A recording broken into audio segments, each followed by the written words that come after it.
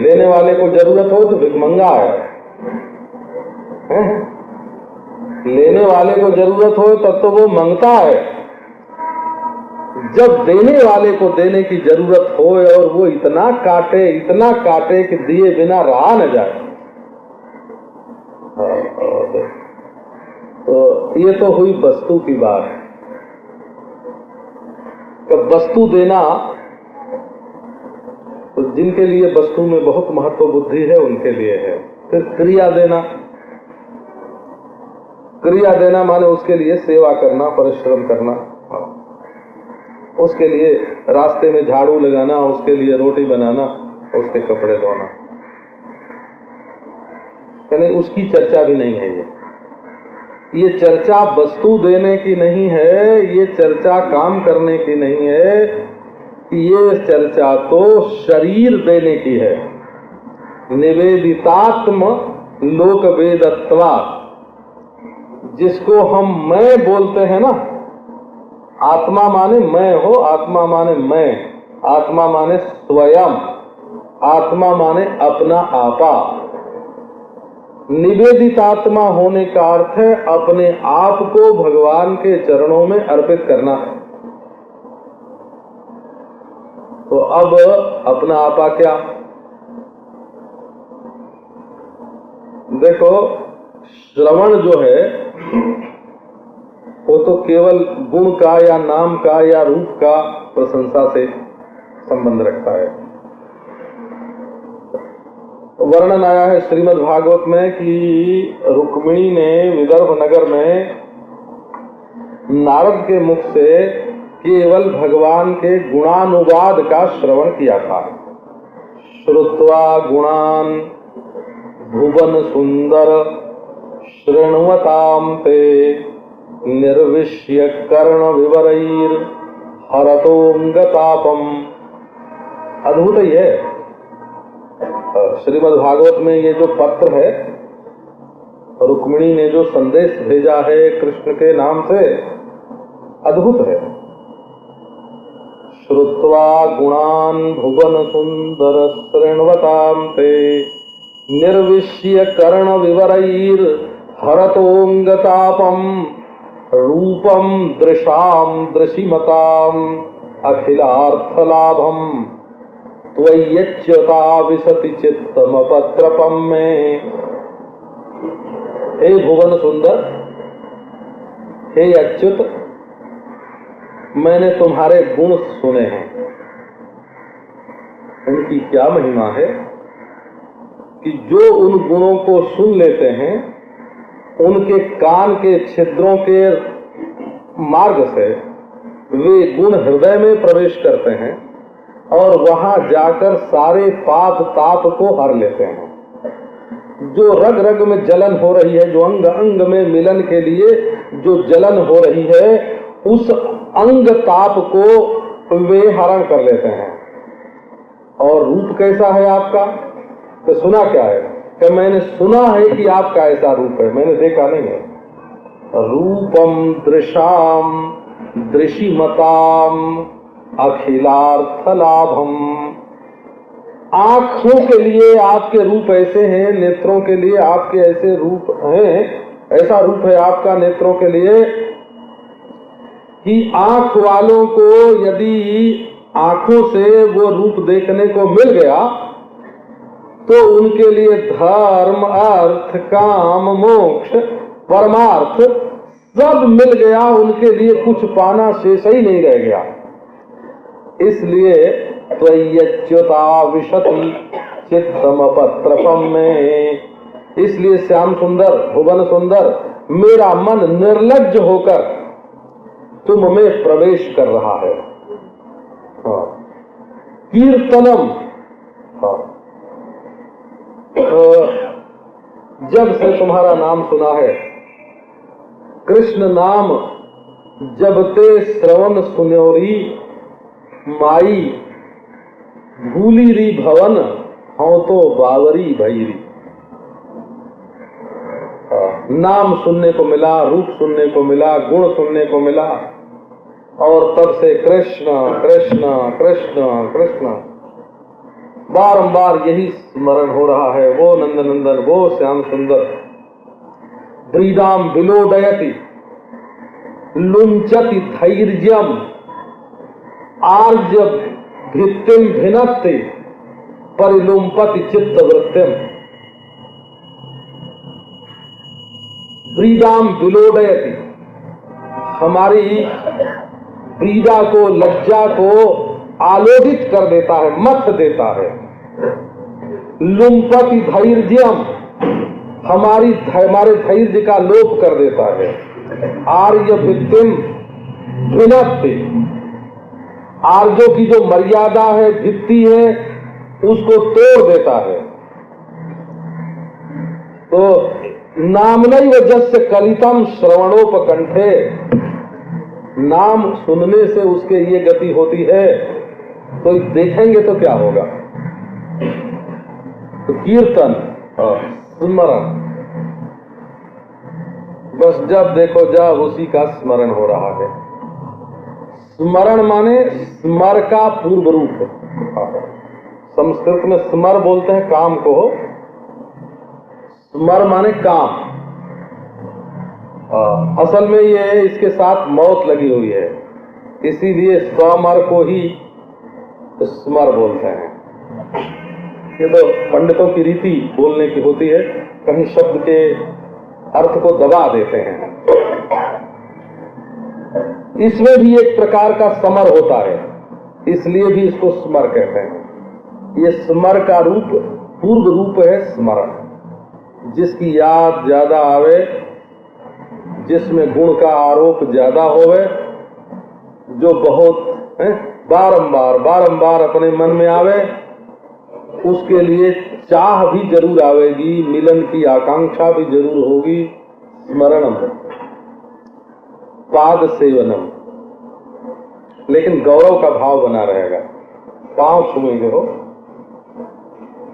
तो श्रवणम कीर्तनम विष्णु स्मरणम पाद सेवनम अर्चनम। अब पांव छूने से अब सिर छूना आया ना। अर्चनम बंदनम, झुक गए, अभिमान छोड़ दिया। दास्यम, सेवा करने लग गए। ये एक ही बात, देखो क्रम से एक ही बात है। पहले सुन लिया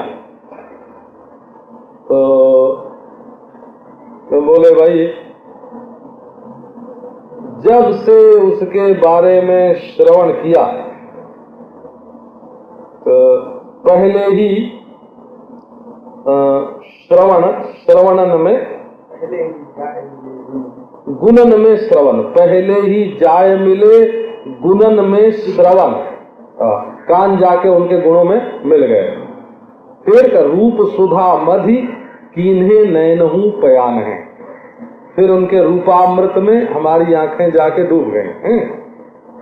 और हसनी नटानी चितवानी मुसुकानी रसिकाई सुघराई मिली मति पय पान है, बुद्धि मिल गई।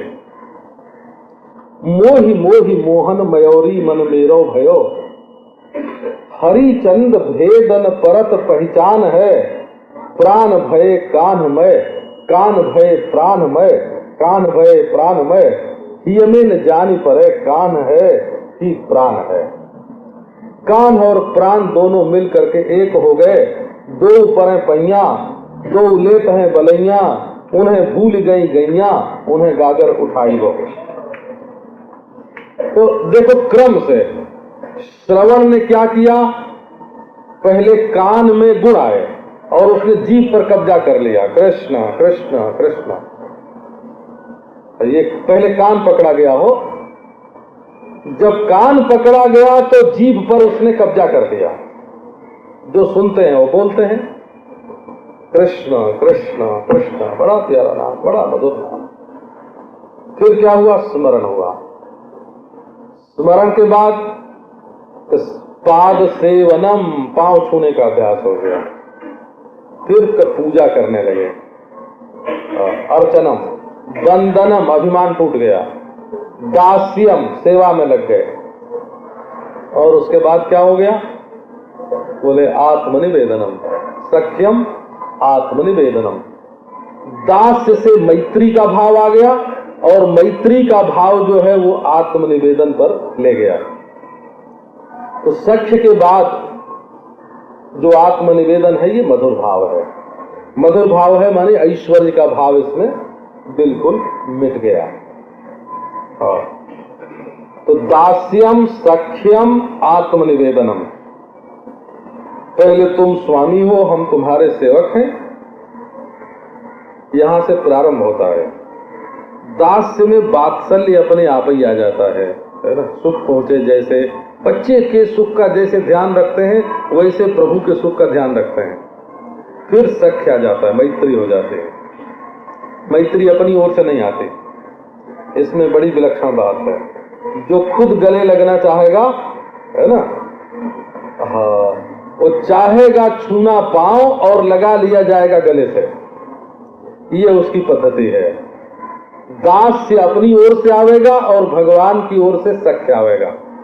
हम उनके चरणों में अपना सिर रखना चाहेंगे और वे हमारे सिर को उठा के अपने हृदय से लगा लेंगे और उसके बाद तो मैं तेरी माला बन जाऊं, है ना।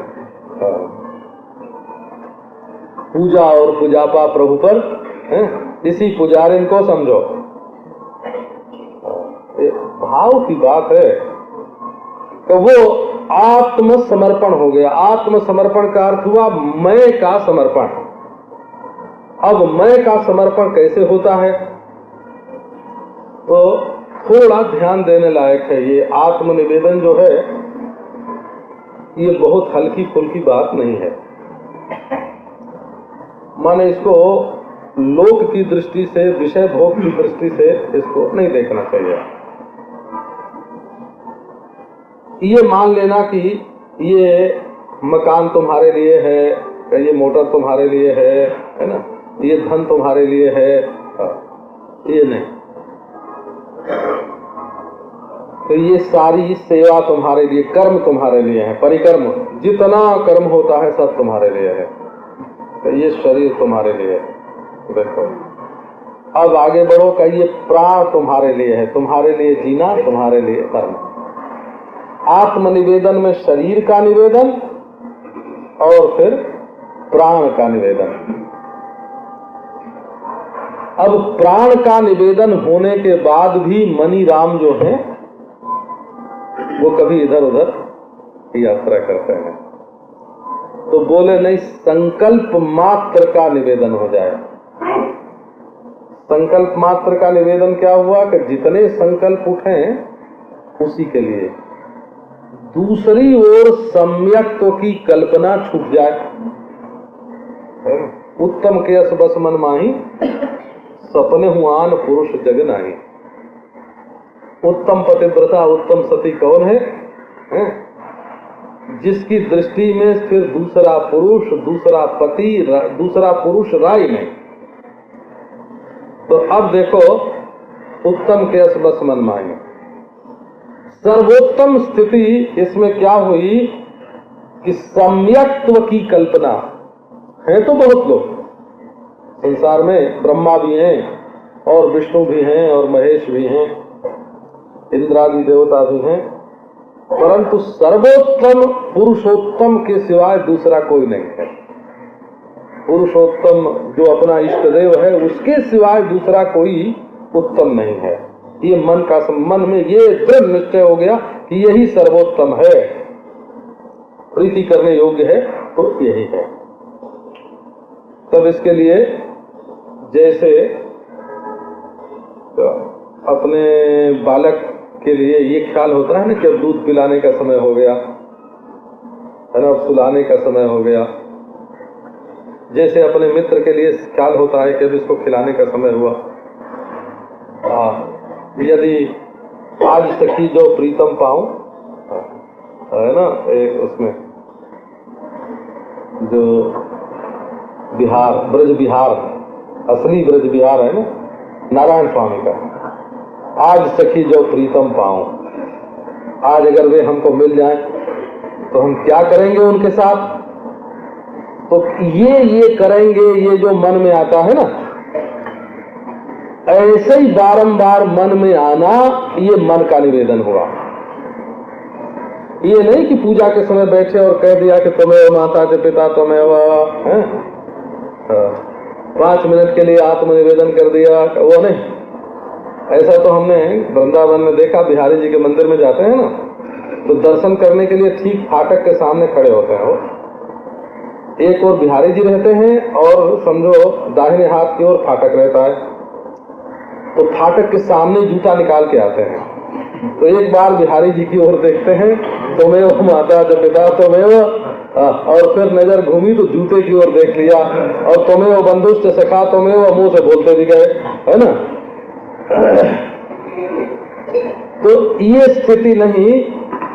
एक तो हमारे प्रियतम प्रभु से उत्तम पुरुष सृष्टि में दूसरा कोई नहीं है, बोला, और वो मिले तो उसकी क्या सेवा करनी है, उसको क्या सुख पहुंचाना है, मन में इसकी कल्पना बनना, संकल्प, इसी को बोलते हैं संकल्प।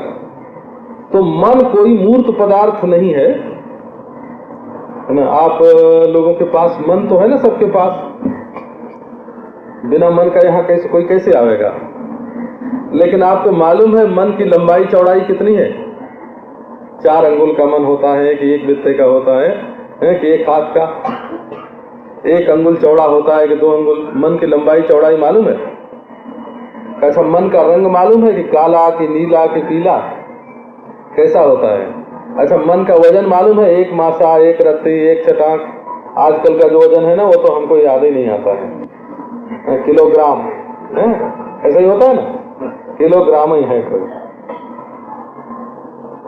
अच्छा, तो न तो उसका किलोमीटर मालूम है, न तो किलोग्राम मालूम है मन का।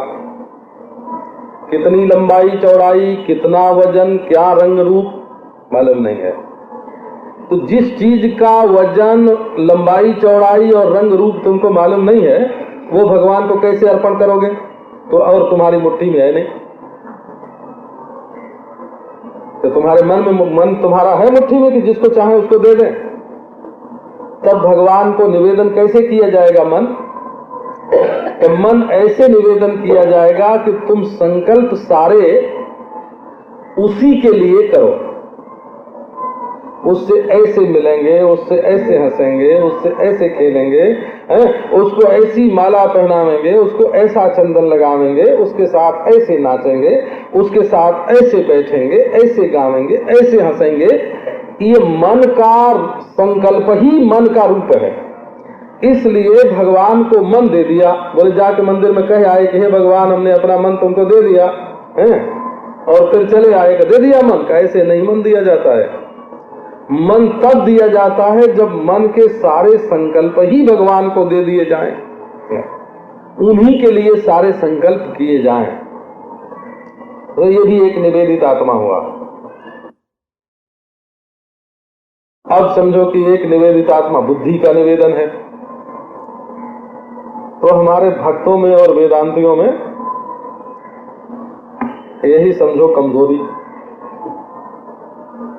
कि भगत लोग अपना मन तो देना चाहते हैं भगवान को, पर बुद्धि भगवान को नहीं देना चाहते, अपने पास ही रखना चाहते हैं। और वेदांती लोग अपनी बुद्धि भगवान को देना चाहते हैं और मन नहीं देना चाहते हैं।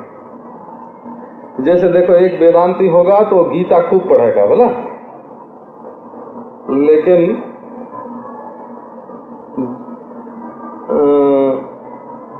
बर्हापीडम नटवर वपुः कर्णयोः कर्णिकारम विभ्रद्वासः कनकककुटम वैजयंतीं च मालाम, उसको ये पसंद नहीं आएगा। क्या बच्चों का खेल, गुड़िया की बात कर रहे हैं। सिर पर मयूर मुकुट है,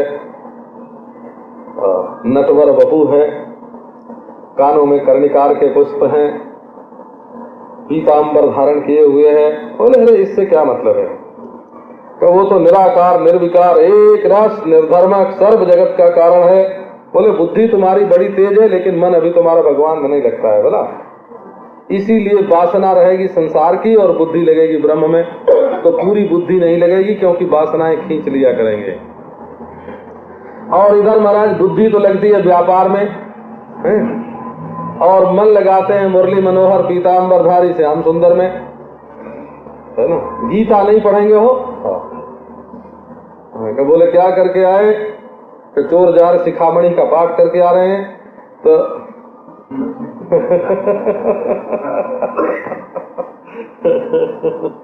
है ना, गोपाल सहस्त्र नाम में भगवान का एक नाम है चोर जार शिखामणि। तो हमको एक कृष्ण जामल नाम की पुस्तक चाहिए है, उसी में है ये मूल। आजकल वृंदावन में इसकी शोध कर रहे हैं लोग कि गोपाल सहस्त्र नाम का पाठ क्या बढ़िया है, तो पुस्तक ही नहीं मिलती है कृष्ण जामल नाम की। श्री कृष्ण जामल नाम की पुस्तक है। तो उसी में मूलतः गोपाल सहस्त्र नाम है। तो प्राचीन पाठ इसका क्या है ये ढूंढ रहे हैं। बोले चोर जार शिखामणि का पाठ तो करके आ गए, इसका मतलब आप समझते हैं ना, चोर शिखामणि, चोर शिरोमणि, जार शिरोमणि, नाम तो बहुत बढ़िया है परंतु बुद्धि उसमें नहीं लगाएंगे, है ना, बुद्धि नहीं लगाएंगे। इसका अर्थ है कि भगवान का गुणानुवाद श्रवण करते करते अनजान में ही वो हमारे चित्त को चुरा लेता है। नैनारे चित चोर बताओ, तुम ही रहत भवन रखवारे, बाके वीर कहाओ। घर के भेदी बैठ द्वार पे, दिन ही घर लुटवाओ। नारायण मुहि बस तुन चाहिए, लेने हार दिखाओ। नैनारे चित चोर बताओ, नैनारे चित चोर बताओ, तुम ही रहत भवन रखवारे, बाके वीर कहाओ। तो ये चोर है। और जार का अर्थ ये है कि हमारी इंद्रियों ने, हमारे मन ने संसार में ब्याह कर रखा है? तो मालूम पड़ता है ये हमारे पति हैं, ये हमारी पत्नी है, ये हमारे संबंधी हैं? तो भगवान के साथ गुपचुप प्रेम जोड़ लिया, फिर तो निकाल ही ले जाता है बोला। फिर तो वो निकाल, संसार में से निकाल ले जाता है। संसार रूप जो घर है ना, ये संसार रूप जो घर है, इसमें से वो चुपचाप निकाल के ले जाता है, किसी को पता ही न चले। इसीलिए वो चोर जार शिखामणि, चोर जार शिखामणि है। जर्मनी में गोपाल सहस्त्र नाम की जो पुस्तक मिली है जर्मन भाषा में, वहां छापी थी एक बार उन लोगों ने, उसमें ये चोर जार शिखामणि ज्यों कहते हैं बोला।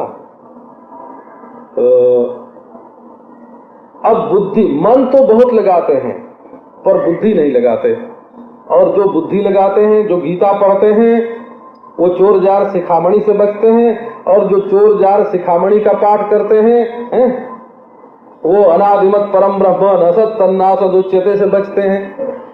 कि नहीं, अगर परमार्थ के मार्ग में चलना है तो थोड़ी बुद्धि भी इधर लगाना और मन भी लगाना, दोनों का समन्वय करके चलना चाहिए।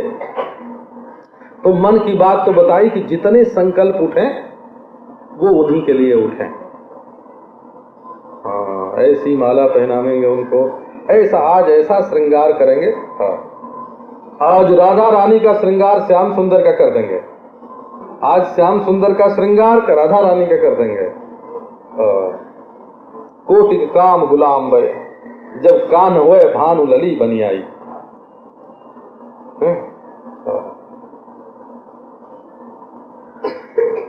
जब राधा रानी श्याम सुंदर बन के आती हैं, कोटि काम गुलाम भय, जब कान हुए भानु लली बनी आई।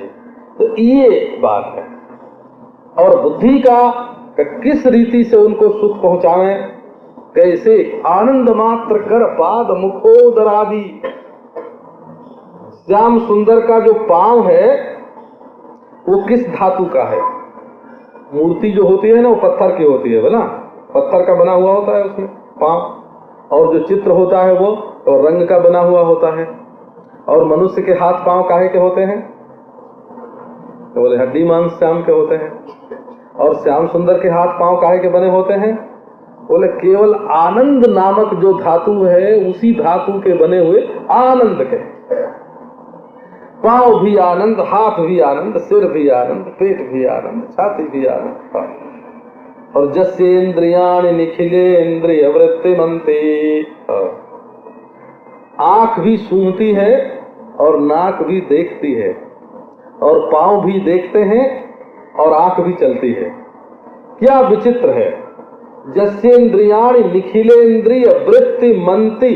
श्री कृष्ण का शरीर ही विलक्षण है, वो केवल ज्ञान और आनंद ज्ञानात्मक सत्ता में वो आकार है कृष्णाकार। जैसे सोने में कुंडल का आकार है, वैसे सच्चिदानंद घन ब्रह्म में, जहां माया नहीं, छाया नहीं, संसार नहीं है, शुद्ध ज्ञान और शुद्ध आनंद, वो चमक और वो मजा, रस और चमक दो ही तो चीज है।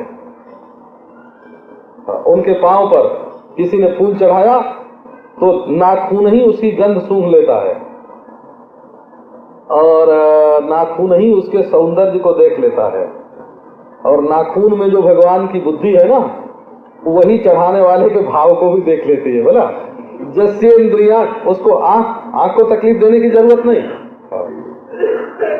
अरे ये तो हम लोगों का पांव कोई छूता है ना, तो हम समझ जाते हैं कि प्रेम से छूता है कि बिना प्रेम के, है ना, कोई क्यों कर देते हैं। बोला हाँ, तो ऐसे चलते चलते कोई यूं कर देते हैं, है ना, और कोई बड़े प्रेम से छूते हैं। हाँ, तो पांव छूने वाले के भाव का पता चल जाता है छूने भर से, और भगवान का तो सब चेतन ही चेतन, आनंद ही आनंद, तो अपनी बुद्धि का अर्पण। अच्छा, अब निवेदित आत्मा का अर्थ अपनी बुद्धि क्या, अपने आनंद का अर्पण। सुख मेरा नहीं तेरा। जहां भक्त और भगवान इकट्ठे होते हैं, जहां प्रेमी और प्रीतम इकट्ठे होते हैं, वहां दोनों के बीच में एक सुख नाम की वस्तु फुरफुराती है, आनंद नाम के। यदि प्रेमी ने उस सुख को अपनी ओर खींच लिया तो वो कामी हो गया। जो सुख को अपने लिए चाहता है वो कामी हो गया, और जिसने उस सुख को प्रीतम की ओर कर दिया, मेरे लिए नहीं तेरे लिए, ये निवेदन है, नैवेद्य बोलते हैं ना। अपने प्यारे को तुम क्या भोग लगाना चाहते हो? बोले हम दोनों के मिलन में, दर्शन में जो आनंद का उदय होता है, वो आनंद हम प्रीतम को देना चाहते हैं। माने हमको देख करके जो उनको खुशी होती है, वो खुशी उनको हमेशा होती रहे। यानी उनको देख के हमको खुशी होती है, तो तब नहीं दिखेंगे तो रोओगे। अच्छा भाई, नहीं दिखेंगे तो रोएंगे तो सही, पर रोते किसके लिए हो? इसलिए रोते हैं कि आज हमारे देखे बिना, आज हमारे हाथ की रोटी उनको खाने को नहीं मिली तो उनको तकलीफ हो रही होगी, इसलिए रोते हैं। रोते इसलिए है कि आज हमारे हाथ की रोटी उन्हें खाने को नहीं मिली, आज हमारा भोग, हमारा वो प्रेम भरा भोग जो आरोगते हैं ना, आज हमने भोग नहीं लगाया तो हमारे ठाकुर जी भूखे रह गए, है ना। इस भक्त रोता है, पर इसलिए रोता है कि हमारे खिलाए बिना तो भूखे रह गए, इसलिए नहीं कि हाय हाय आज हमको प्रसाद नहीं मिला, है ना। प्रसाद के लिए रोने वाले तो स्वार्थी हैं, है ना।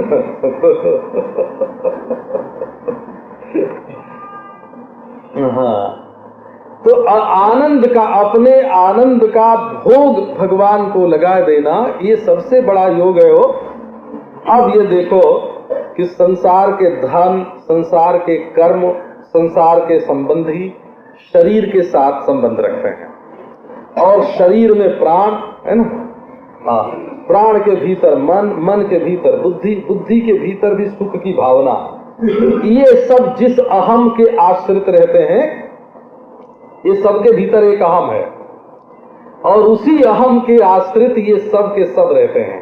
तो निवेदित आत्मा का अर्थ क्या होता है? निवेदित आत्मा का अर्थ ये होता है कि वो जो अहम है, वो जो अहम है, वो अपने प्यारे का हो जाए। वाल्मीकि रामायण में एक जगह कहा है कि जन्म सफल किसका? बोले राम जिसके अपने हैं उसका जीवन सफल, और राम ने अपना करके जिसको देखा कि ये मेरा है, उसका जीवन सफल है। राम जिसके मेरे हैं उसका जीवन सफल, और जो राम का है उसका जीवन सफल। राम का हो जाने में ही जीवन की सफलता है। तो परमहंस रामकृष्ण कहते थे कि माँ, वो राम को माँ बोलते थे, वो कृष्ण को माँ बोलते थे, वो ब्रह्म को माँ बोलते थे, वो अपने प्रियतम प्रभु को माँ बोलते थे। नाम जुदा जुदा होने से ये नहीं समझ लेना कि वो अपना प्यारा जुदा हो गया, वो तो सब में एक ही है। बोले माँ,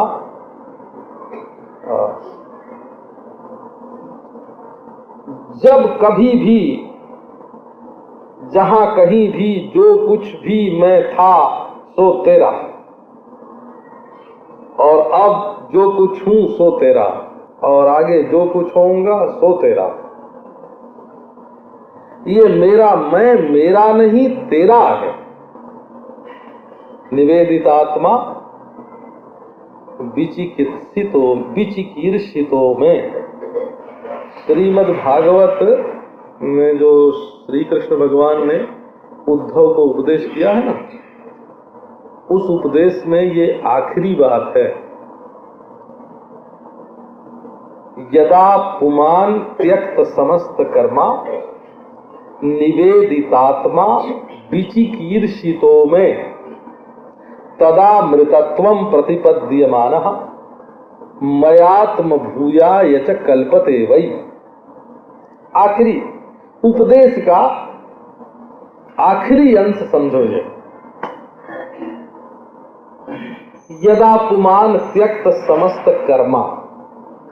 जब मनुष्य सन्यासी हो जाता है, सन्यासी का मतलब गिरुआ कपड़ा नहीं होता हो, ये तो ऊपर की बात, ये तो मन न रंगाए रंगाए जोगी कपड़ा। मन में रंग का होना आवश्यक है। हम वेश बढ़ाने के पक्ष में नहीं है बेटा। ये नहीं कि कोई खड़िया पलटन बढ़ जाए सृष्टि में, बहुत बड़े योग्य अधिकारी जो हों उन्हीं को सन्यासी होना चाहिए, और ये अधिकार बहुत थोड़े लोगों को होता है। ये संख्या कम होने में सन्यास का गौरव है, संख्या बढ़ने में सन्यास का गौरव नहीं है। इसीलिए कोई पंथ का पंथ, कोई संप्रदाय का संप्रदाय, कोई वेशधारी का वेशधारी, सब अच्छा नहीं होता बोला। तो भगवान ने कहा त्यक्त समस्त कर्मा, कर्म, कर्मफल और कर्तापन, इन तीनों से मनुष्य जब मुक्त हो जाता है। कर्म फल तो हमको चाहिए नहीं, न इस लोक में न परलोक में, है ना।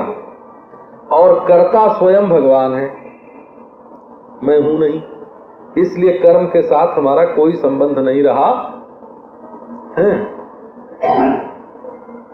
मधुसूदन सरस्वती ने अद्वैत सिद्धि लिख के कहा कि ग्रंथस्यैतस्य यः कर्ता स्तूयताम वा सनिंद्यताम। जिसने ये ग्रंथ बनाया है, चाहे तुम उसकी तारीफ करो चाहे निंदा करो।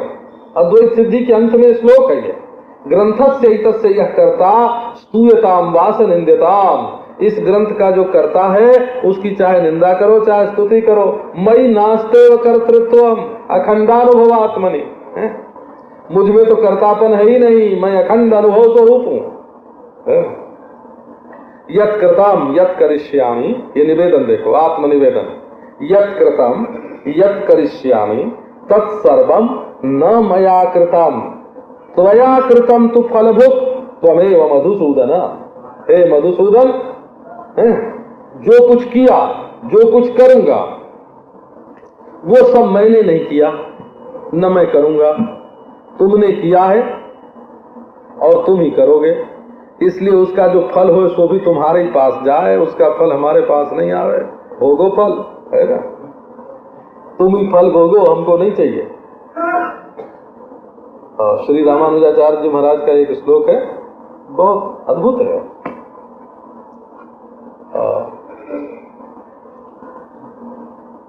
मम नाथ यदस्ति योऽस्म्यहम् सकलम तद्धि तवैव माधव नियत स्वमिति प्रबुद्धधि अथवा किम नु समर्पयामिते। बोले मैं आपको क्या समर्पण करूं? जो कुछ मैं भूल से अपना मानता था वो तुम्हारा था। मैं तो भूल से अपना मानता था, वो तो मेरी चोरी थी, सीना चोरी थी, जो तुम्हारी चीज को अपनी चीज मानता था। और मैं जो हूं सो कब मैं भी तुम्हारा ही हूं। तो नियतस्त्वमिति, ये बात निश्चित है कि मैं और मेरा दोनों के मालिक तुम हो, मैं नहीं हूं। अब इति प्रबुद्धि, सपना देख रहा था जब मैं मेरा समझ रहा था, अब जाग गया जब मैं मेरा टूट गया है। अब मैं आपको क्या समर्पण करूं बोलो? मैं आपको क्या दूं? कौन सी चीज मेरी है, कौन सा चीज मैं हूं जो मैं तुम्हें अर्पण करूं? अर्पण करने वाला भी मैंने। तो जदा पुमान त्यक्त समस्त कर्मा, कर्म फल तो चाहिए नहीं, निष्कामता से तो कर्म फल को काटो, और कर्ता बना जो भगवान का, तो कर्म के साथ अपना कोई संबंध रहेगा नहीं। और निवेदित आत्मा, अपने आप को भगवान के प्रति निवेदन कर दो, तब क्या होगा? तो भगवान कहते हैं विचिकीर्षितो में, तब मैं कहता हूं कि अब तो ये मेरा अपना हो गया। अब क्या है, कब मुझसे जिसका विवाह हो गया, वो स्त्री अगर बिना भूषण के, बिना आभूषण के और बिना वस्त्र के बाजार में निकलेगी तो हमारी बदनामी होगी कि ये देखो भगवान की ब्याहती है ना। विचिकीर्षितों में विशेषम चिकीर्षिता, विशेषम कर्तुमिष्टः। भगवान कहते हैं कि जब आदमी अपने को हमें निवेदन कर देता है तो हमारे मन में आती है कि अब इसको विशेष बना दें।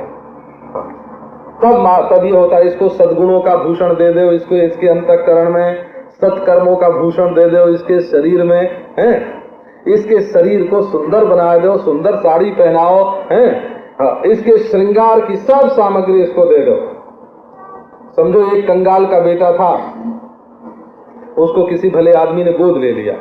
अब उसने कहा अब ये तो मेरा हो गया है, मेरा हो गया, तो अब वैसे ही जैसा गरीब का बेटा होने पर जैसा शरीर में उसके मैल लगा था वैसे ही लगा रहेगा, अब वैसे ही कपड़ा पहनेगा, अब उसके वैसे ही बिखरे हुए बाल होंगे कि नहीं नहीं बड़े आदमी का गोद लिया हुआ बेटा हो गया बोला।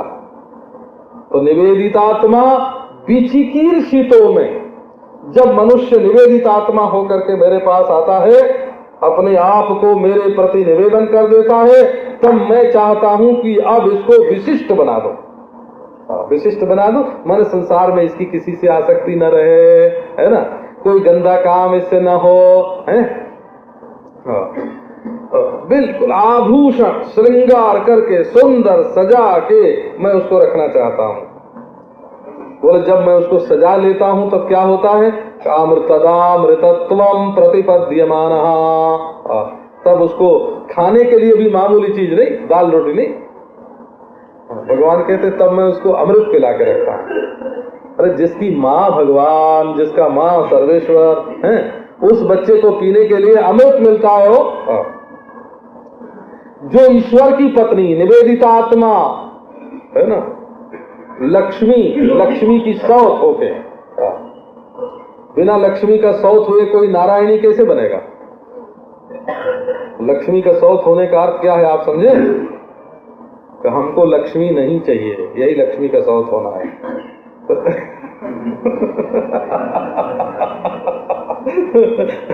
लक्ष्मी को नापसंद करो, जैसे एक सौत दूसरी सौत को पसंद नहीं करती है, वैसे नारायणी होने के लिए बोले नहीं हमको संसार की संपत्ति नहीं चाहिए।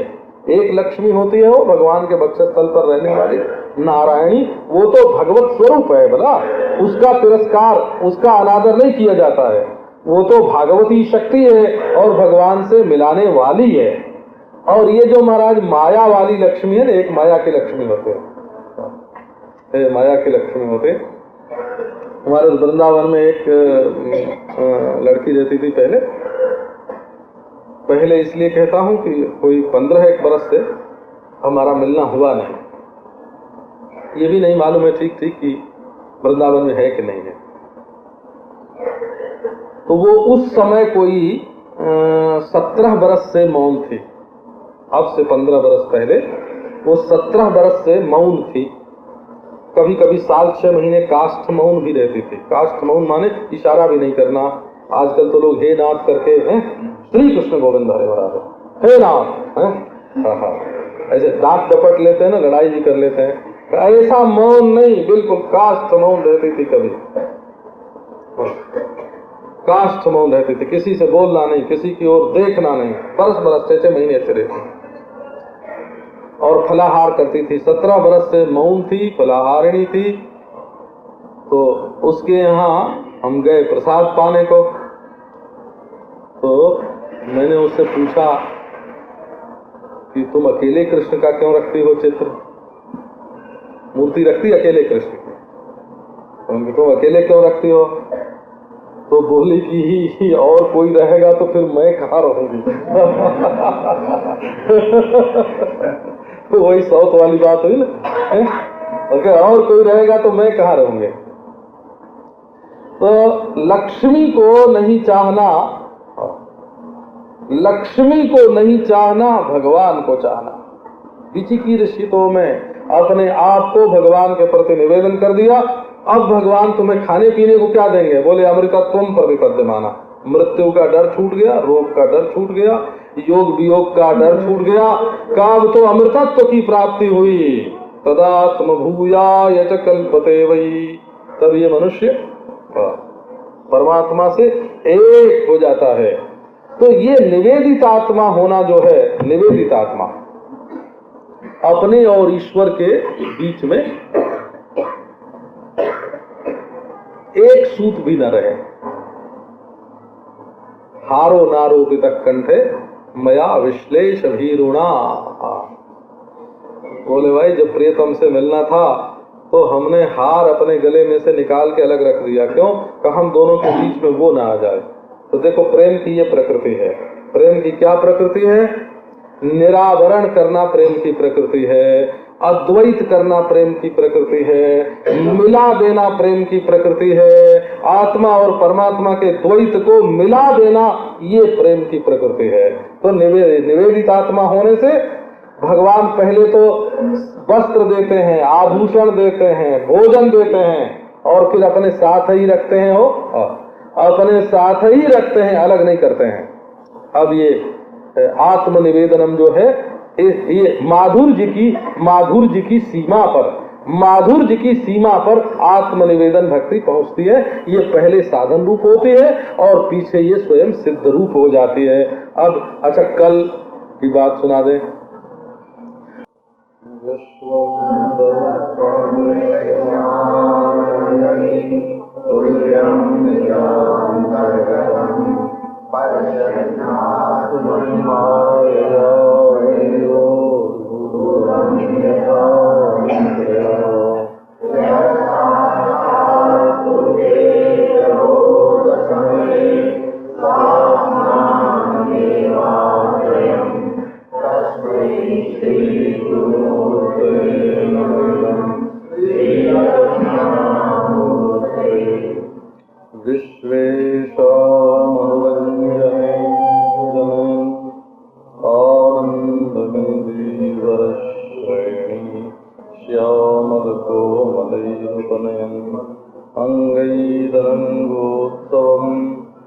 स्वच्छन्दं व्रजसुन्दरीरहिता प्रत्यङ्गमालिङ्गितः शृङ्गारस्यति मूर्तिमानिव मधो मुग्धो हरिः क्रीडति।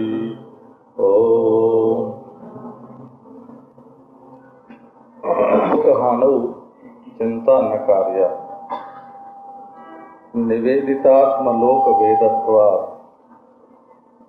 न तदसिद्धौ लोक व्यवहारो हेयः किंतु फलत्यागः तत्साधनञ्च कार्यमेव।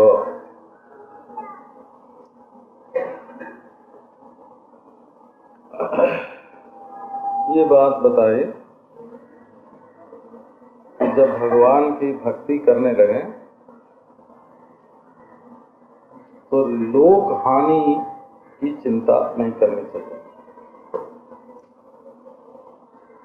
क्योंकि चिंता के पेट में तो लोक रहता है और भक्ति के पेट में भगवान रहते हैं।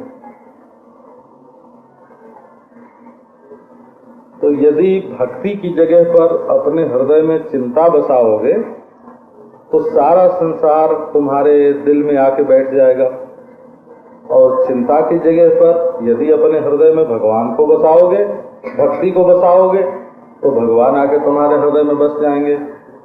इसलिए हृदय में चिंता नहीं, भक्ति चाहिए। तो कोई ऐसे प्रसंग देखने में आते हैं। श्रीमद् भागवत में इस संबंध का एक प्रसंग बहुत ही उत्तम है। इंद्र और वृत्रासुर का युद्ध हो रहा है। युद्ध में इंद्र को भगवान के उपदेश के अनुसार दधीची के की हड्डी से बना हुआ वज्र मिल चुका है। ये बात मालूम है वृत्रासुर को कि जब भगवान इंद्र के सहायक हैं तो इंद्र की जीत होगी और मेरी मृत्यु होगी, ये भी मालूम है वृत्रासुर को। पर युद्ध भूमि में वो इंद्र को ललकार रहा है। तो लोक हानि तो बहुत बड़ी प्राप्त है, क्योंकि अब वृत्रासुर बचेगा नहीं, मर जाएगा। तो इससे बड़ी हानि लोक में क्या हो सकती है कि मनुष्य की मृत्यु उसके सिर पर आ जाए। पर वो इंद्र की हंसी उड़ाता है। वो कहता है कि इंद्र, मेरे स्वामी श्री कृष्ण का स्वभाव मुझे मालूम है, तुम्हें मालूम नहीं है।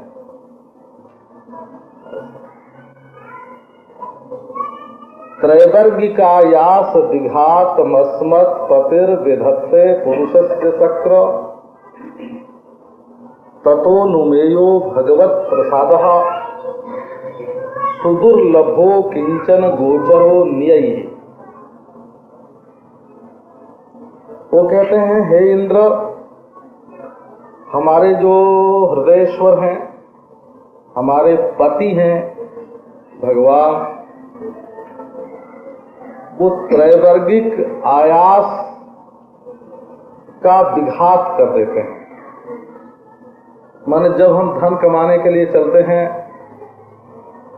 या बड़ा भारी कारखाना खोलने के लिए चलते हैं या भोग भोगने के लिए चलते हैं, तो अर्थ, धर्म और काम संबंधी जो आयास हैं उनको वो रोक देते हैं। कहते हैं, जाओ, तुम्हें पैसा नहीं मिलेगा, तुम्हें यज्ञ नहीं करने देंगे, तुम्हें भोग नहीं भोगने देंगे। तो ये बात मुझे मालूम है, तुम नहीं पहचानते, तुम देवता हो तो क्या, तुमको ये बात मालूम नहीं। तो बोले, फिर तो तुम्हारे भगवान बड़े निष्ठुर हैं, यज्ञ न करने दें, धन न कमाने दें, भोग न भोगने दें, भगवान बड़े निष्ठुर।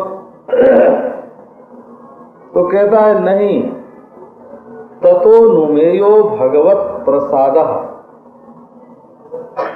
जब भगवान ऐसा करने लगे तो समझना चाहिए कि भगवान हमारे ऊपर बड़ी कृपा कर रहे हैं, अब हमारे ऊपर प्रसन्न हुए हैं। यदि वासना की पूर्ति के मार्ग में जाने की छुट्टी दे देते हैं भगवान, तो ये उनकी कृपा नहीं है, ये उनकी प्रसन्नता नहीं है।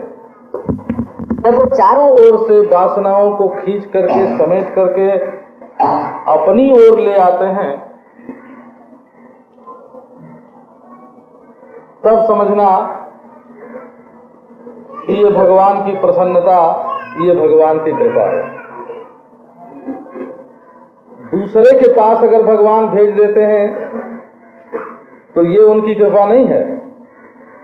दूसरे से छुड़ा के अपने पास बुलाते हैं, ये भगवान की कृपा है। तो ततो नुमेयो भगवत प्रसादः अकिंचन गोचरः अन्यै सुदुर्लभा। इस कृपा को जो विरक्त हैं, त्यागी हैं, वो तो पहचान लेते हैं। हम तो फंसने ही जा रहे थे, भोग में, धन में, काम धंधे में फंसने ही जा रहे थे। भगवान ने बड़ी कृपा की बड़ी कृपा की कि वहां से बचा लिया।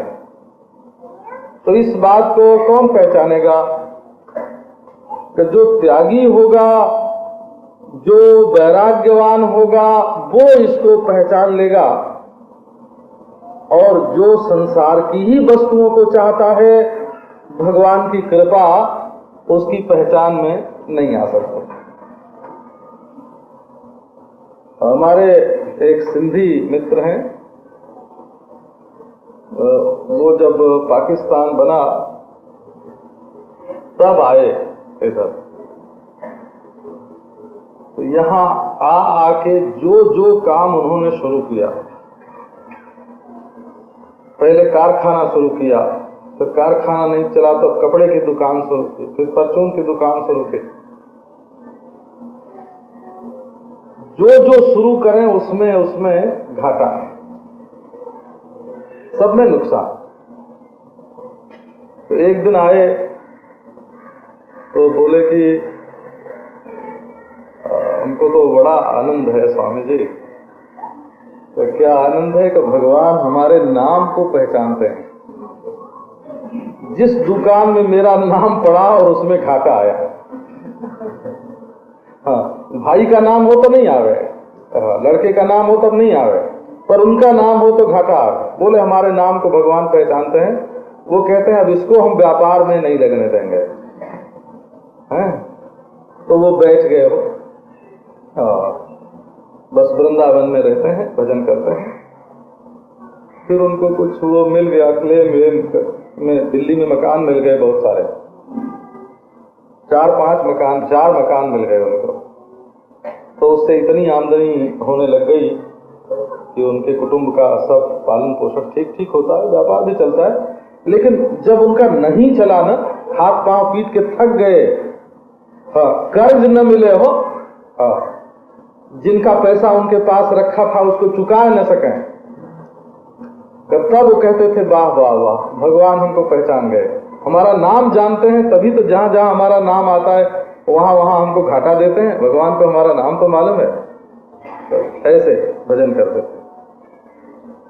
तो भक्त की दृष्टि दूसरी होती है।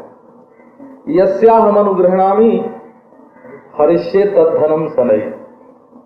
भगवान अपने अनुग्रह की एक रूपरेखा बताते हैं, डरना नहीं, पीछे मैं दूसरी बात बताऊं। तो मेरी कृपा को पहचानो। यस्याहम अनुग्रहणामि हरिष्ये तद्धनम शनई। जिसके ऊपर मैं कृपा करता हूं, धीरे से उसकी तिजोरी का माल अपने पास बुला लेता हूं। हरिष्ये तद्धनम शनई।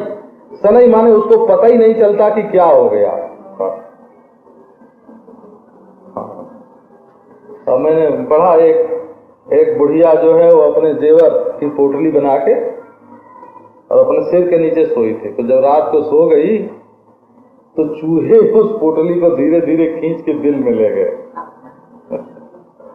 तो उसको पता ही नहीं चला। हमारे एक मित्र थे, तो 100-100 रुपए के 6 नोट थे उनके पास। तो उन्होंने सोचा कि गाढ़े में कभी काम आएंगे, लड़ाई का जमाना था वो, तो एक लोहे के डब्बे में रख के और उसको जमीन में गाड़ दिया। 4 महीने बाद जब उसको देखा तो पानी था उसमें, नोट वोट नहीं थे। बोला वो तो गल गया था। अब जबलपुर की बात है। तो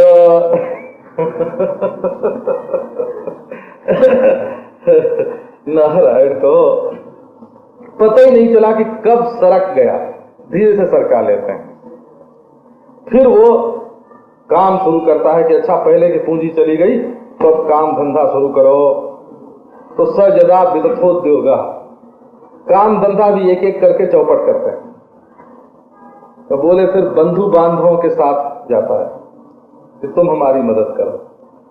तो दूसरे की मदद पर कोई कितने दिन जिंदा रह सकता है? जब आदमी मांगने लगता है, लेने लगता है तो सब छोड़ देते हैं,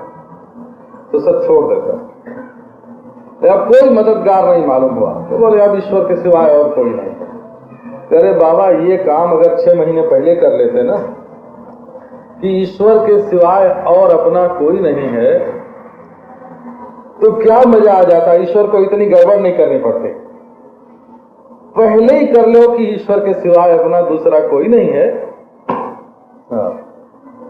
फंसोगे तो तकलीफ पाओगे।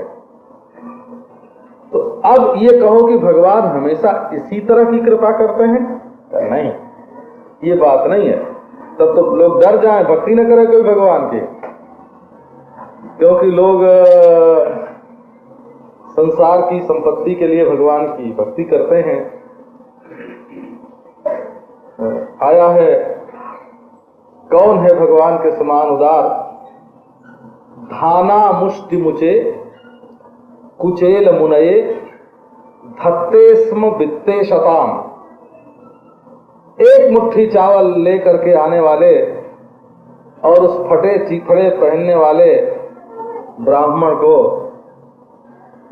जिन्होंने कुबेर बना दिया।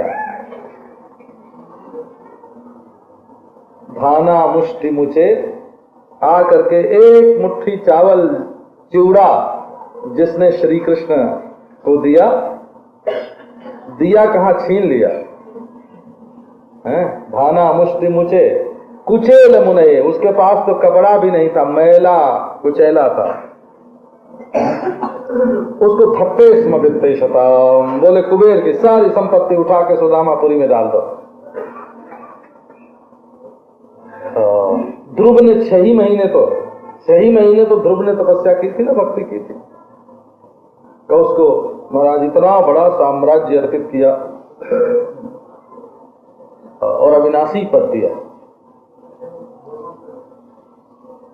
तो थोड़ा थोड़ा भगवान कभी छीने तो चीज उन्हीं की है, कभी अपनी ओर ले लें, कभी तुम्हारे मन की वासना पूरी न करें, हैं?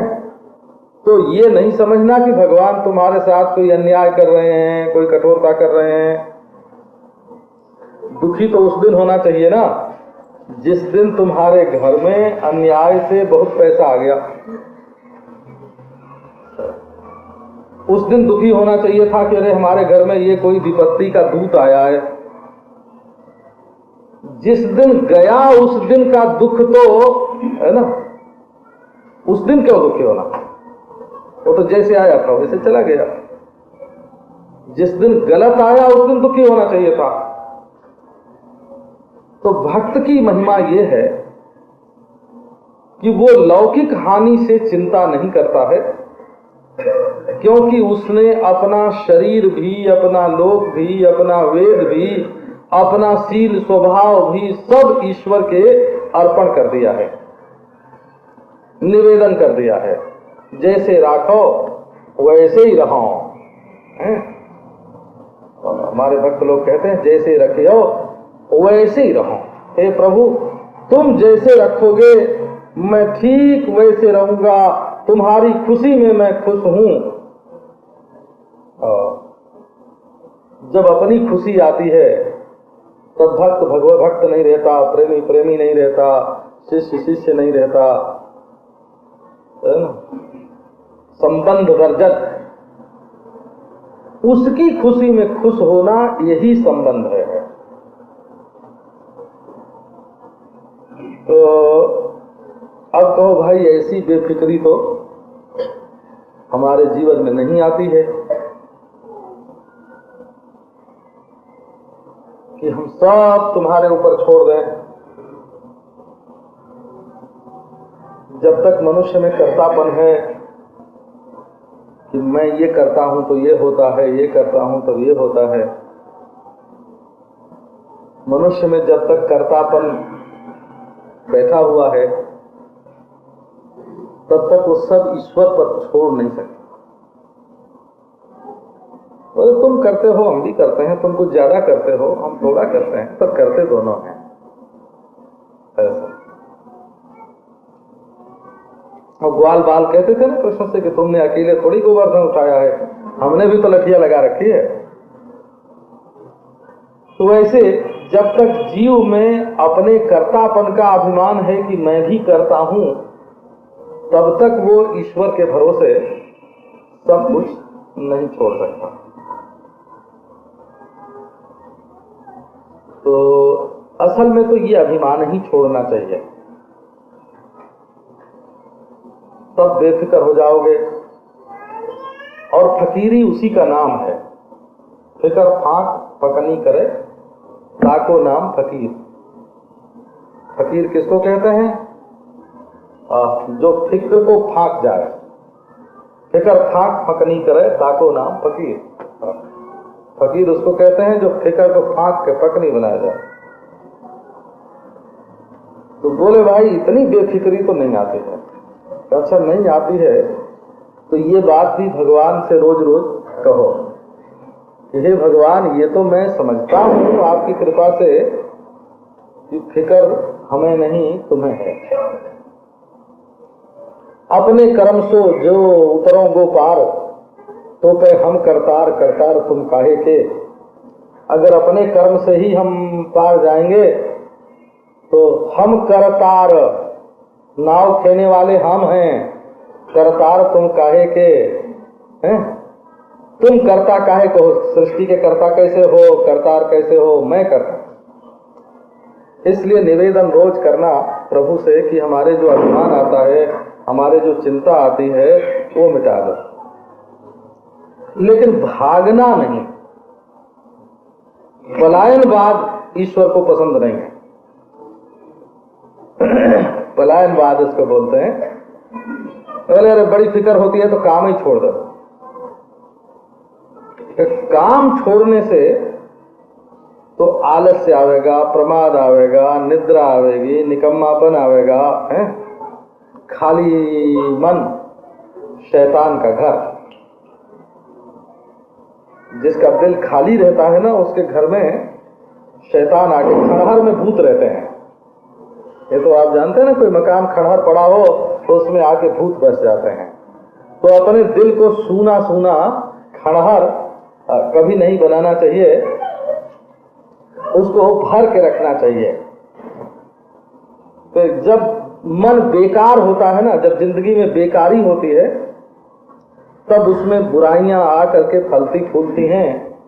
बुराइयां आती ही जीवन में तब हैं जब हम निकम्मे होते हैं। इसलिए निकम्मा नहीं होना चाहिए, काम करते जाना चाहिए। हरि से लागा रहो रे भाई, तेरी बनत बनत बन जाए।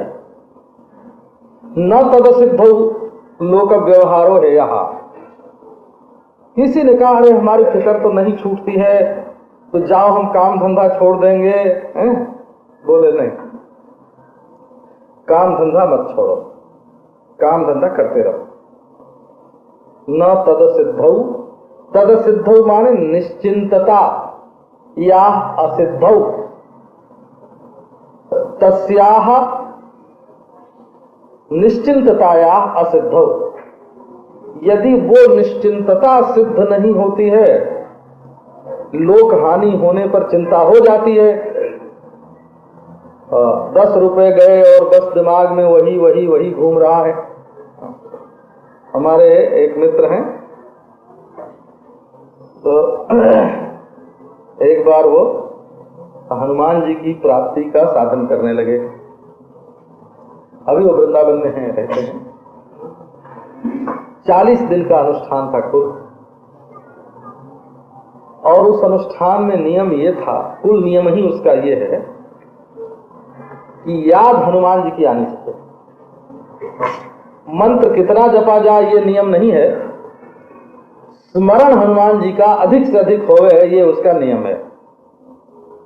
तो 38 दिन उनका बहुत बढ़िया, नदी के किनारे रहते थे, जंगल में,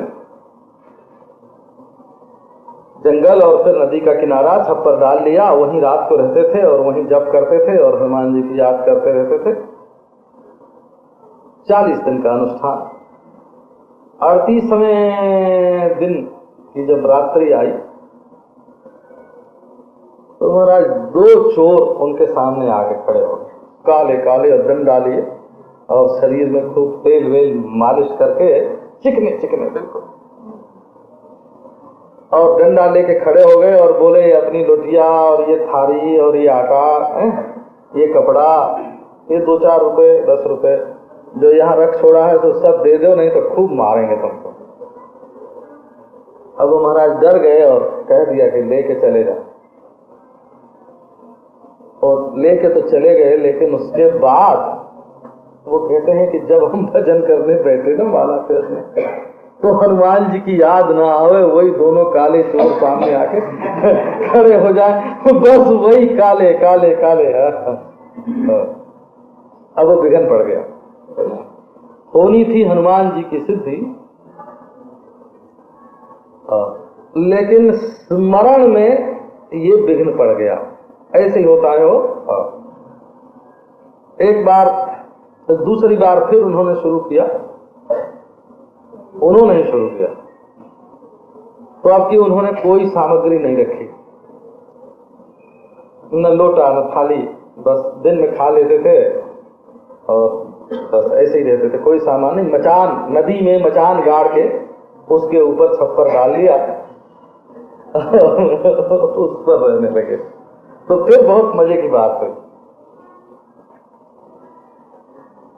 38 दिन उनके बिल्कुल ठीक बीत गए। 39वें दिन की जब रात्रि आई, तो रात को बैठ के भजन कर रहे थे, चांदनी रात थी, तो उनको ऐसा मालूम पड़ा कि नर्मदा जी में बाढ़ आ रही है। नर्मदा तट पर करते थे, नर्मदा जी में बाढ़ आ रही है। अब देखा उन्होंने तो मालूम पड़ा कि पानी धीरे धीरे ऊपर आता जा रहा है, मचान पर जहां बैठे थे उसको छूने लगा है। तो ऐसा लगा कि अब थोड़ी देर में अब ये बड़ी जोर की धारा बह रही है और बड़ी बाढ़ आई है, और थोड़ी देर में ये हमारा मचान टूट के बह जाएगा। बहुत अपने को संभाला, बहुत संभाला, परंतु अंत में मन नहीं माना, माला छोड़ के और कूद पड़े नर्मदा जी की धारा में कि तैर के निकल जाएंगे। जब कूद पड़े धारा में, तो वहां तो पानी जितना कल था उतना ही था, बढ़ा नहीं था, बाढ़ बाढ़ कुछ नहीं थे। अब वो ऐसे डरे कि ये क्या लीला हुई, ये क्या लीला हुई कि अभी मैं जागते में बैठते में देख रहा हूं कि नदी में बाढ़ आ गई है, और अभी कूद पड़ा पानी में तो कुछ नहीं।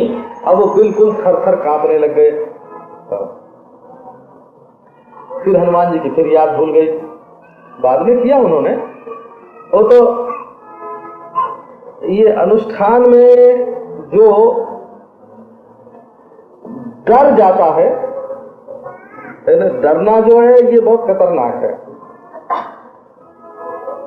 करते चलो, विश्वास रखो ईश्वर पर।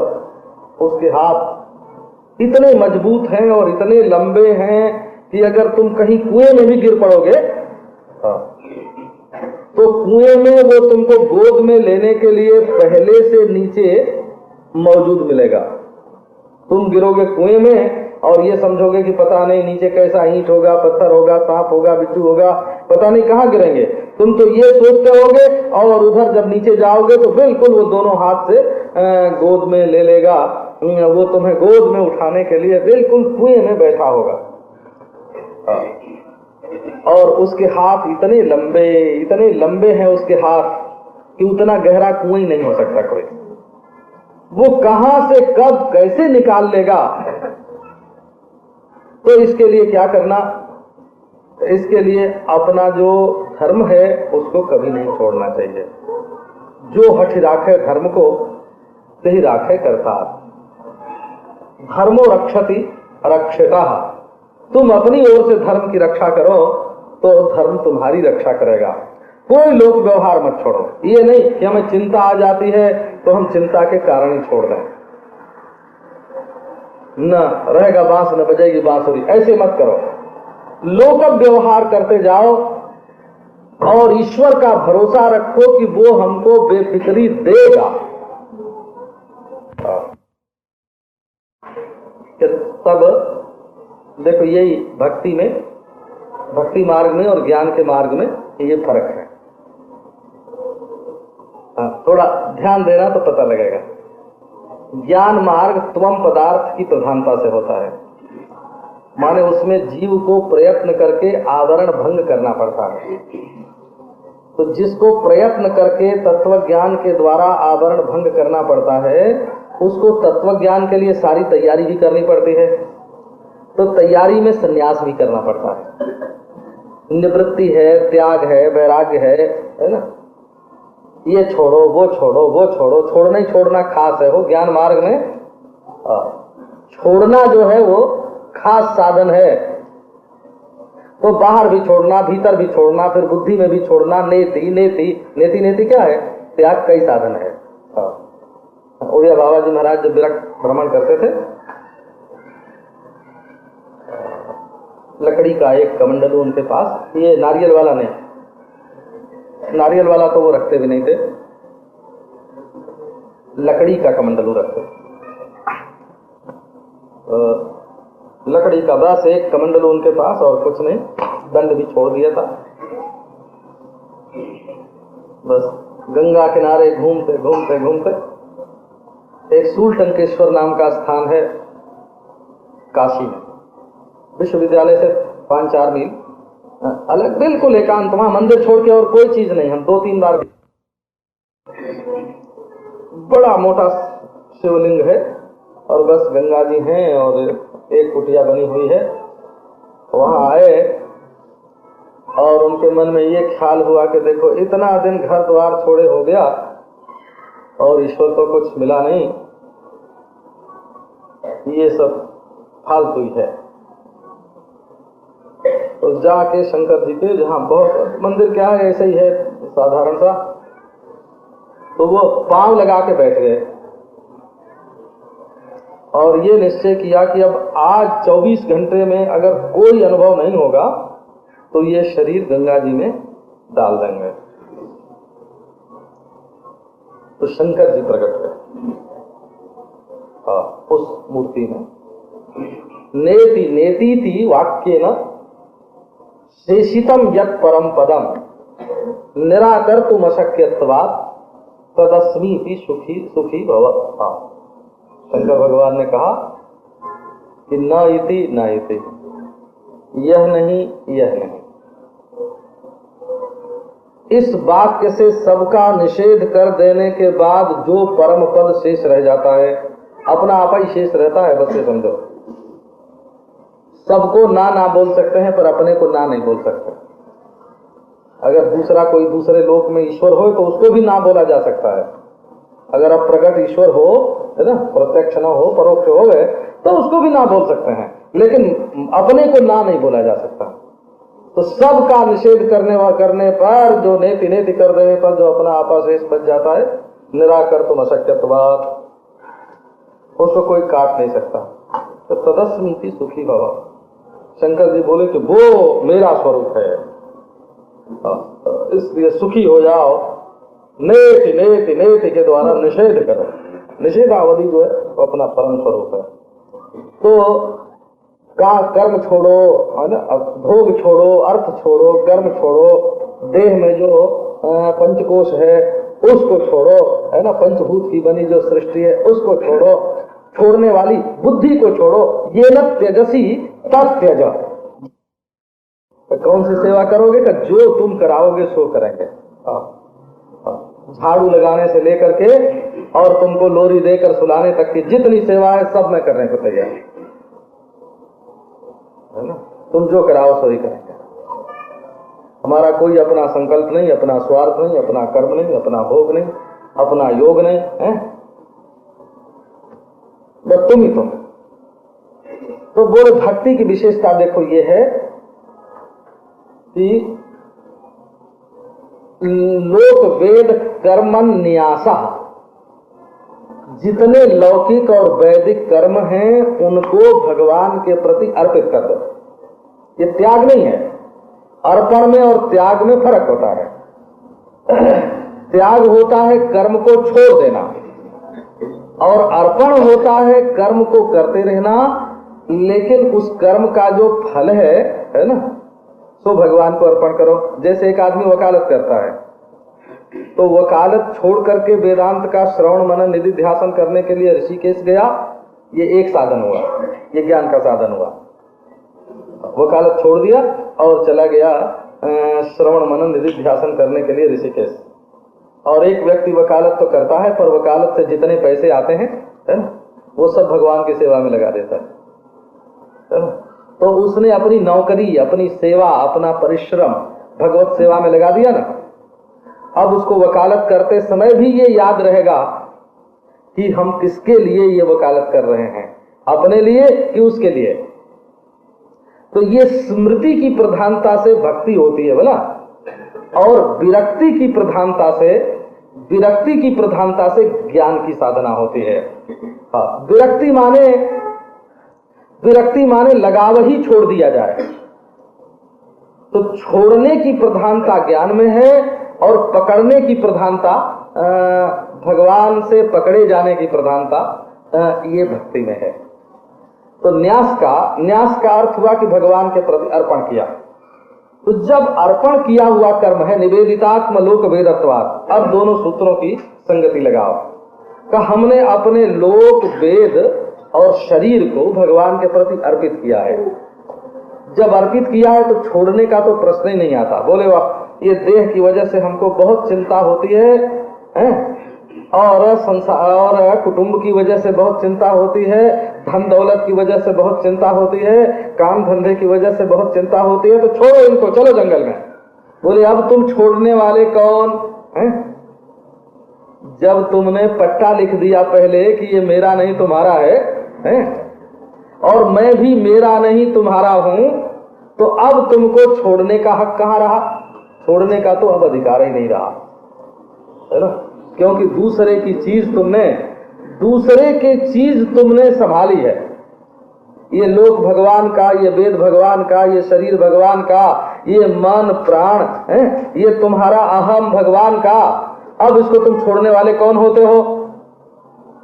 तो व्यवहार तो बिल्कुल ठीक है ना, जैसे भगवान ने बता रखा है वैसे व्यवहार करो, व्यवहार को छोड़ो मत। लोक व्यवहारो न है यहाँ।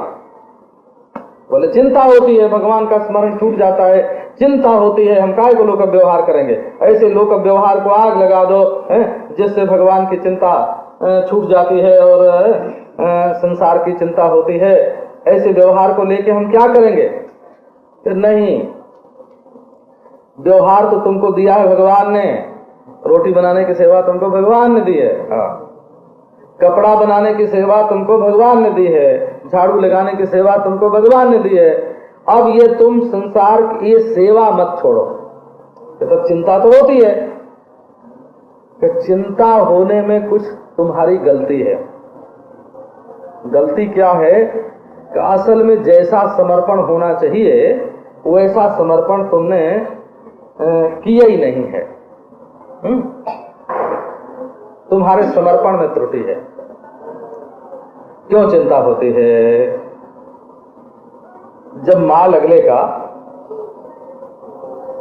है और वो लुटा रहा है, वो किसी को दे रहा है, तो तुमको क्यों चिंता होती है कि वो माल लुटा देगा और दूसरों को दे देगा तो हमारे लिए खाने को क्या बचेगा? इसका अर्थ ये हुआ कि न तो तुमने माल उसका माना है और न तो वो हमारा भरण पोषण करेगा, ये विश्वास तुम्हारे मन में हुआ।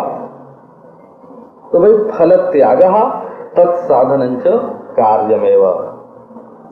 देखो तुम्हारे साधन में जो त्रुटि है उस त्रुटि को दूर करो। तुमको दुख इसीलिए होता है कि तुम अपनी वासना पूरी करना चाहते हो।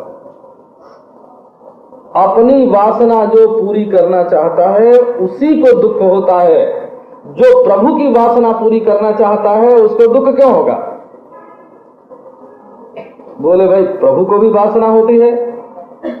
कहा ब्रह्म को तो वासना नहीं होती है। बोला ये जो हमारे प्राइवेट भगवान है ना, प्राइवेट भगवान को वासना भी होती है।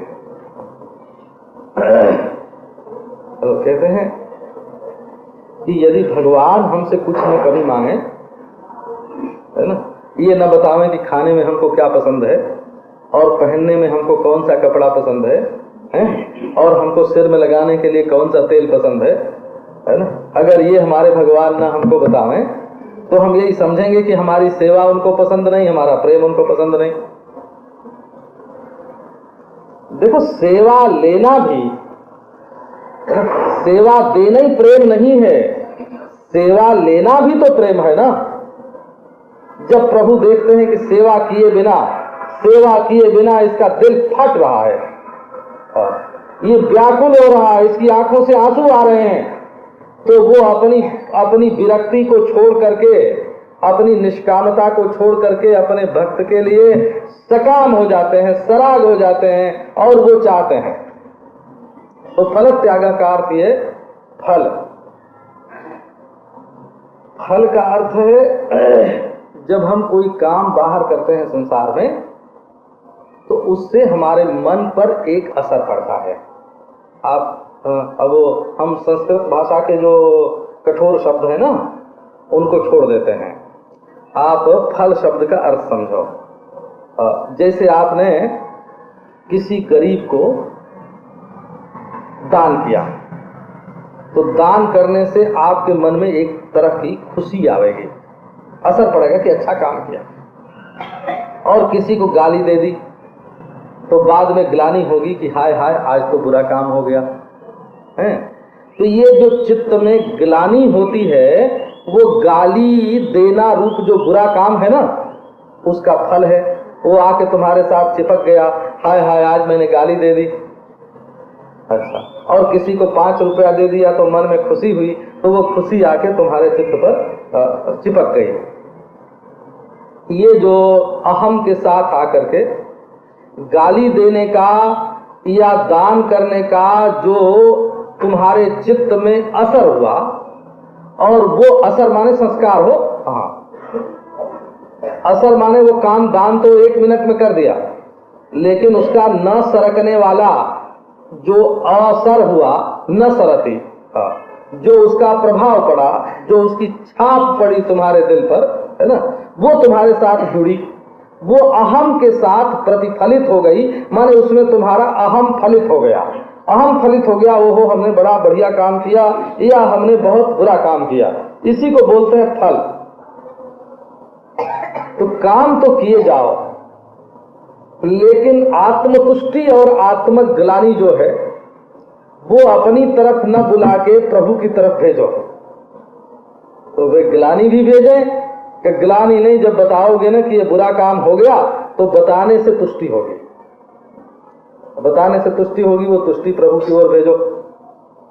फल त्याग का अर्थ ये हुआ कि हम जो करते हैं वो अपने लिए नहीं करते हैं, तुम्हारे लिए करते हैं, प्रभु के लिए करते हैं। फल त्याग का अर्थ भक्ति मार्ग में ये है कि हम जो कुछ करते हैं, इसका जो फल है ना, इसमें हमारे अहम का संबंध नहीं होना चाहिए, तुम्हारे अहम का संबंध होना चाहिए। माने प्रभु उसको हम जो करें, उसका नतीजा प्रभु अपने साथ जोड़ते चलें। हम करें नौकरी, उससे मिले 5 रुपए, और उस 5 रुपए के धनी प्रभु होते जाएं, हम ना होते जाएं। हर महीने में 5 रुपया बचे तो उसके धनी प्रभु होवें, उसके धनी हम ना होवें। फल को प्रभु की ओर कर देना। बोले कि फिर तो नौकरी छोड़ दें या व्यापार ही छोड़ दें, बोले नहीं, तत्साधनंच कार्यमेव। जो ईश्वर के लिए जो कर्म किए जाते हैं, फल त्यागस तत्साधनंच कार्यमेव, जिससे अपने अंदर बेफिक्री आवे सो करना, और अपने लिए सुख, अपने लिए स्वार्थ नहीं चाहना। तो इस तरह से क्या होगा कि धीरे धीरे लोक व्यवहार भी होता रहेगा और हृदय में भक्ति आ जाएगी। बोले अब देखो, लोक व्यवहार करते हैं तो किसी की निंदा सुननी पड़ती है, किसी की तारीफ सुननी पड़ती है। बोले नहीं, इसमें थोड़ा ख्याल रखो कि सुनना हो तो भगवान की बात सुनो। तो हमारे उड़िया बाबा जी महाराज तो कहते थे कि अगर कोई आके संसार की बात करने लगे तो उसको सुनो मत।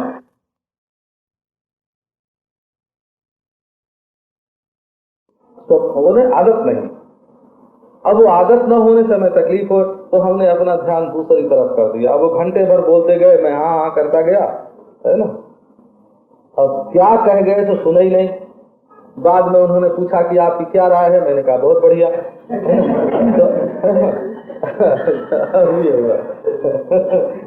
बहुत अच्छा, तुम्हारी योग साधना बहुत अच्छी है है ना। अब वो प्राणायाम होता है प्राण की शुद्धि के लिए, और धुआं जो जाता है नाक के रास्ते से वो प्राण को अशुद्ध करने वाला है ना। वो अशुद्धि जो जाएगी नाक के रास्ते से सांस में मिल करके जो अशुद्धि